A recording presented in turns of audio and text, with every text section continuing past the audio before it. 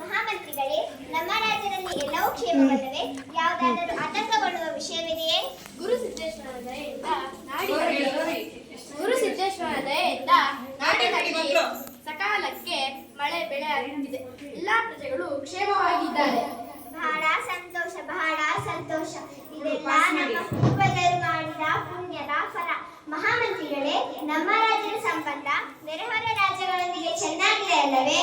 ಹೌದು ತಾಯಿ, ನಮ್ಮ ಸಂಬಂಧ ನೆರೆ ರಾಜ್ಯಗಳೊಂದಿಗೆ ಬಹಳ ಚೆನ್ನಾಗಿದೆ. ಆದರೆ ಏನು ಮಹಾಮಂತ್ರಿಗಳೇ?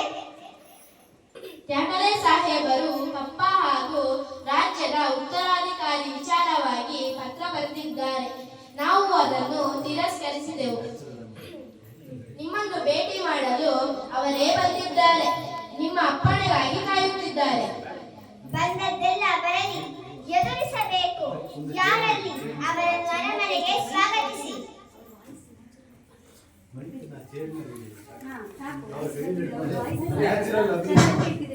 Good morning Channamma.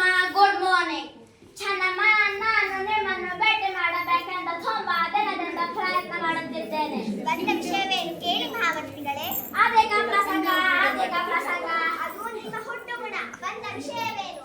ಕಂಪನಿಯ ನಿಯಮದ ಪ್ರಕಾರ ನೀವು ನನಗೆ ಕಪ್ಪ ಕೊಡುವುದಿಲ್ಲ ಎಂದರಂತೆ. ಕಪ್ಪ ನಿಮಗೇಕೆ ಕೊಡಬೇಕು? ಕಪ್ಪ ಮೋಡ ಮಳೆ ಸುರಿಸುತ್ತದೆ, ಭೂಮಿ ಬೆಳೆ ಬೆಳೆಯುತ್ತದೆ. ನೀವೇನು ಈ ಭೂಮಿಯಲ್ಲಿ ಉತ್ತೀರಾ, ಬೆತ್ತೀರಾ, ಬೆಳೆ ಬೆಳೆದಿದ್ದೀರಾ, ಹಸಿದವರಿಗೆ ಅಂಬಲಿ ನೀಡಿದ್ದೀರಾ? ನಿಮಗೇಕೆ ಕೊಡಬೇಕು ಕಪ್ಪ?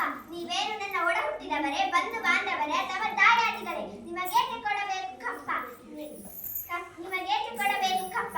ಕಿತ್ತೂರು ನಿಮ್ಮ ಅಪ್ಪ, ತಾತ, ಮುತ್ತಾತಂದಿರು ಕಟ್ಟಿಸಿದ ನಾಡಲ್ಲ. ಇದು ಕನ್ನಡಿಗರ ಸೊತ್ತು. ಎಷ್ಟೊಂದು ಕಷ್ಟದಲ್ಲೋ ದರ್ಪವೇ ಅದು ಒಂದು ಹೆಣ್ಣಿಗೆ. ಅದು ಕನ್ನಡಿಗರ ಹುಟ್ಟುಗುಣ. ಕಿತ್ತೂರು ಕಪ್ಪ ಕೇಳಲು ಬಂದವರ ನಾಡಿಗೆ ಸೀರಿತು. ಎಚ್ಚರ.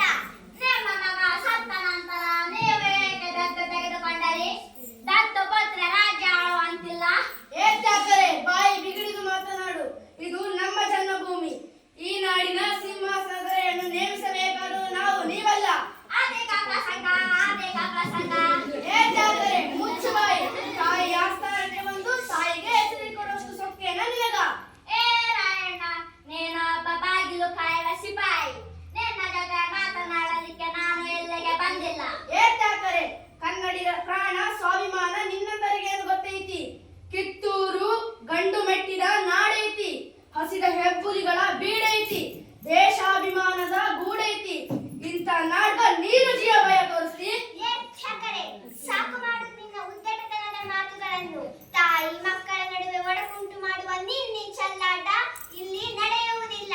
ಇಲ್ಲಿ ಎಲ್ಲರೂ ದೇಶಕ್ಕಾಗಿ ದುಡಿಯುವರು.